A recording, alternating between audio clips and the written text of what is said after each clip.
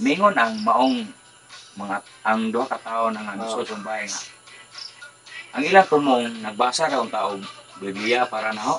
Nya kay okay man ko, sang-ayon mo ko kanina kay pati pang Ginoo. Oo, siyempre. Das kay hingkalit maghangad. Oo.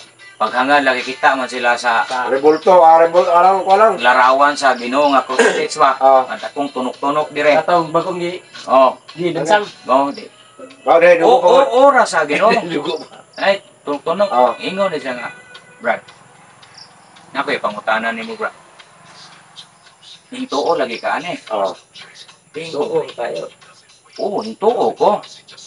Ganun hintuo. Ikaw mag-ibutang lang sa Anong hintuo man ka nga hindi mo man nagtawo.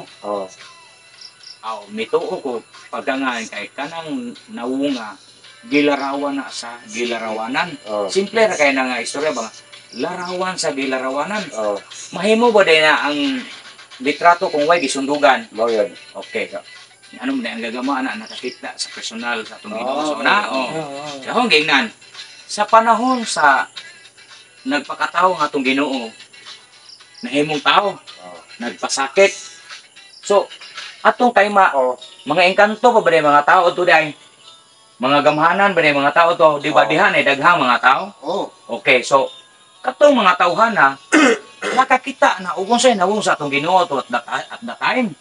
Karon dihay niukit sa iyang nawong nga gikapi ang nawong hantod nga nasunod hantod karon nga maog yun iyang itsura.